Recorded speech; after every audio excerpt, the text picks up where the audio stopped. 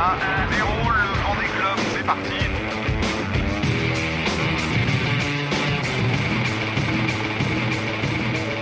« 24 heures sur 24, on se bagarre, on se bagarre. »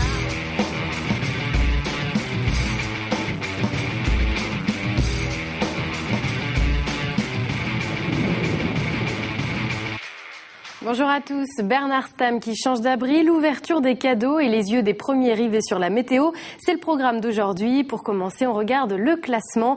Armelle Lecléache est repassé en tête et compte 10 000 d'avance sur François Gabard. Jean-Pierre Dick est toujours à leur trousse avec plus de 600 000 de retard. Alex Thompson est quatrième et il y a du changement ensuite puisque le groupe des tontons flingueurs, Jean Le Cam, Mike Golding et Dominique Vavre vient de doubler Bernard Stamm qui en l'espace de 2 jours a perdu quasiment 1000 milles sur les premiers. Javier Sanso est 9e devant Arnaud Boissière. La fin du classement est inchangée avec aux 3 dernières places Bertrand de Broc, Tanguy Delamotte et Alessandro Di Benedetto. Quelques nouvelles de Bernard Stamm. Après s'être arrêté au nord de l'île d'Auckland, le skipper a dû se trouver à un autre abri pour échapper à une tempête. Il se trouve désormais au sud de la Nouvelle-Zélande, près du port de Dunedin, où il est arrivé hier dans l'après-midi. Vous allez le voir sur les photos, l'endroit qu'il a trouvé est plutôt calme et va donc lui permettre d'effectuer les réparations sur ses hydrogénérateurs tranquillement pour pouvoir recharger les batteries et retrouver de l'énergie à bord et ensuite reprendre la course dans les meilleures conditions possibles. Le reste de la flotte n'avait pas vraiment les mains dans les outils, mais plutôt à déballer les cadeaux. Un Noël en solitaire que Jean-Pierre Dick, Arnaud Boissière ou encore Dominique Vavre n'ont pas manqué de fêter. Même Jean Le Cam a joué le jeu. C'est la fête Noël, bonne fête à tous. Joyeux Noël, joyeux Noël à tous. Il y a un beau sac de Noël, Emma, au sud de l'Australie. C'est beau. C'est un jour merveilleux, profitez bien à tous, des bonnes choses, c'est un jour de fête. Moi je viens de taper la cloche avec le chocolat, les marrons glacés et mes boîtes de conserve pour une fois. Et je vous souhaite à tous un joyeux Noël. Bon, je voulais vraiment pas vous la faire, hein, mais je vais vous la faire quand même parce que bon, voilà, hein, si vous savez ce que j'en pense, mais bon. Allez, on y va.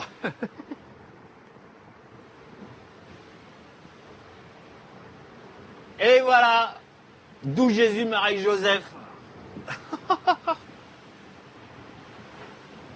C'est quand même extraordinaire ce qu'on arrive à nous faire faire.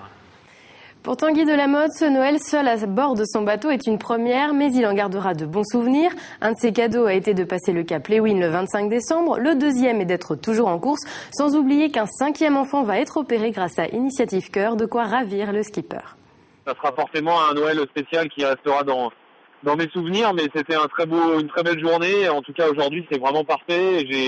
J'ai pu profiter des cadeaux et puis de tout, comme j'aurais pas pu en rêver, beaucoup mieux en étant tout seul, quoi. Et je voulais vous souhaiter un bon Noël accompagné de tous les enfants, tous les nounours qui représentent les enfants qu'on a pu sauver grâce à votre générosité, grâce à vos clics sur le site internet initiativecoeur.fr.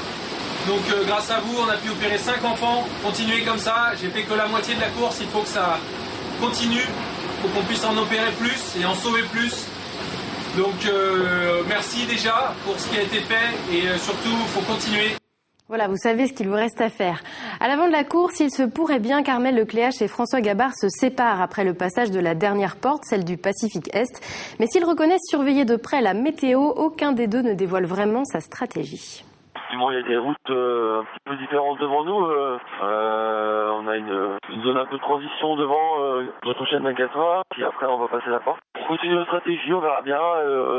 Derrière ça a l'air de suivre un petit peu passe, donc on va s'intéresser à la météo effectivement. Il y a cette petite dépression là qui arrive par le nord, donc on va être dans son sud. Et après, on a l'air d'être dans un flux de nord-ouest. Pas très fin, avec du vent, hein, il y aura 20-30 nœuds, mais il n'y a pas l'air pour le moment d'avoir une grosse cartouche d'ici le Cap Horn, ce qui est pas plus mal, mais bon, c'est dans 7 jours et je pense qu'il ne faut pas longtemps pour une petite dépression pour qu'elle se pose en point de phase. On va rester méfiant, mais les conditions ont l'air pas trop mal pour le moment, jusqu'au Cap Horn. De son côté, Jean-Pierre Dick, qui occupe la 3e place, est lui aussi penché sur la course et les stratégies. Il sait que son retard sera difficile à combler, mais se fixe quand même des objectifs avant le passage du Cap Horn. Écoutez. Mon objectif, c'est sûr, ça serait d'être 200, 300 000 derrière, maximum, quoi. Voilà, après, 100, ça fait beaucoup, mais c'est faisable, hein. J'ai le souvenir de films quand Michel Desjoyaux passe en 2001, je crois, il a 600 000 d'avance sur Hélène MacArthur. Pourtant, elle est revenue dans ses basques, et donc vraiment tout peut se faire. Il n'y a pas de normes. Le tout, c'est d'avoir un coup à jouer, et ce coup, il faudra, j'espère l'avoir, que ce soit dans le Pacifique ou dans l'Atlantique, qui me permettent de revenir à leur niveau. Ouais. Voilà, c'est la fin de ce journal du Vendée Globe. On se retrouve demain pour la suite des actualités de la course. D'ici là, bonne soirée à tous.